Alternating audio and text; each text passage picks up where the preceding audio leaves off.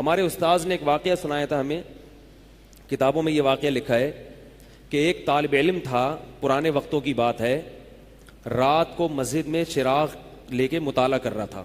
پہلے زمانے میں لائٹ وائٹ تو نہیں ہوتی تھی, گاڑیوں کے سفر نہیں تھے, اونٹوں کے سفر تھے, تو مسافر لوگ بعض دفعہ آ کے مسجدوں میں ٹھہرتے تھے. تو اس نے دیکھا کہ ایک جوان لڑکی ہے, پردے میں ہے لیکن خوبصورت جوان لڑکی, وہ آئی اور اس سے کہنے لگی کہ میں راستہ بھٹک گئی ہوں, مجھے ایک رات مسجد میں گزارنے دے دو. باقی یعنی صحیح تھی, وہ اسی طرح ہوا تو کہیں بھٹک گئی تھی. شہر میں بھی بعض دفعہ لوگ بھول جاتے تھے نا کہ راستہ بھٹک جاتے تھے. اب یہ پریشان تھا کہ میں اس کو رات کو اگر پناہ دیتا ہوں تو مجھے شیطان ورغلائے گا, اور اس لڑکی کو اگر میں پناہ نہیں دیتا تو یہ کہاں جائے گی رات کو, کوئی اور اس کی عزت سے کھیلے گا. تو اس نے بہرحال اس کو ٹھکانہ دے دیا, اس کو کہا کہ آپ ادھر اس طرف جا کے سو جائیں.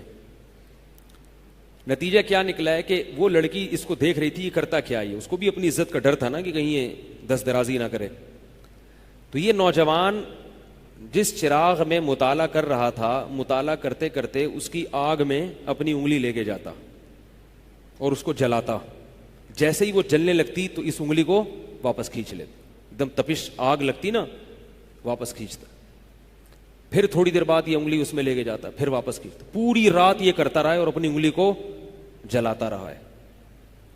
صبح جیسے ہی ہوئی ہے, اس نے فوراً, صبح صادق ہوئی نا فجر کی اذان کا وقت, اس نے فوراً اس لڑکی سے کہا یہاں سے چلی جاؤ, فوراً یہاں سے فوراً چلی جاؤ.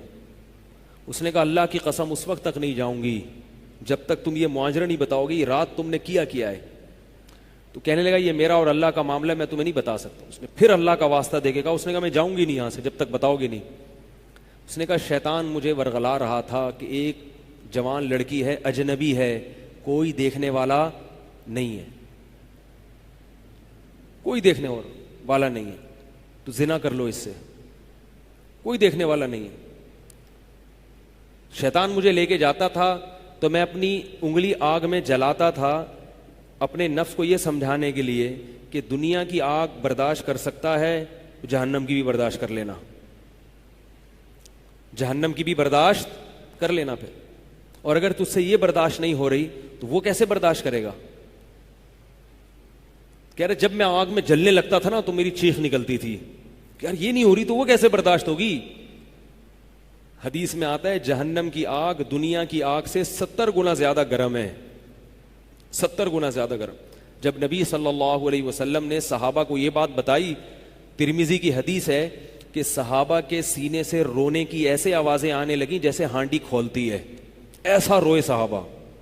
حالانکہ صحابہ گناہوں سے بچتے تھے, اتنا روئے ہیں کہ سینے کے جیسے ہانڈی کھول رہی ہوتی ہے ایسے ان کے سینے سے رونے کی آوازیں آئی ہیں. اور عرض کیا واللہ انہا لکافیۃ یا رسول اللہ, یا رسول اللہ یہ دنیا کی آگ بہت تھی عذاب دینے کے لیے, اللہ نے اس کو بھی 70 گنا زیادہ گرم کیا ہے. تو اس نے کہا کہ میرے دل میں گناہ کا خیال آتا تھا, میں کیا کرتا تھا, اپنے آپ کو جلاتا تھا جب چیخ نکلنے لگتی. تو اس طرح پوری رات میں نے اپنے نفس کو روکا ہے گناہ سے. تو تقوی کی برکات ہوتی ہیں. اس لڑکی نے کہا, اب گھر میں جا کے اپنے والد سے کہا کہ میں اگر نکاح کروں گی تو صرف کس سے کروں گی, اس نوجوان سے, عفیف اور پاک دامن ہے. تو کتابوں میں لکھا ہے کہ اس کے باپ نے اس کا نکاح دیکھو حرام سے بچایا, اللہ نے حلال طریقہ رکھ دیا. تو جو بھی زنا سے بچتا ہے نا, یاد رکھو جیسے زنا کرنے کا عذاب بہت سخت ہے, ایسے ہی کسی کو زنا کا موقع ملے اور وہ بچ نکلے اس کا ثواب بھی بہت زیادہ ہے. تاریخ میں جن ہستیوں کو بھی زنا کا موقع ملا اور انہیں موقع ملنے کے باوجود زنا نہیں کیا, ان کو اللہ نے دنیا میں بھی بہت نوازا ہے.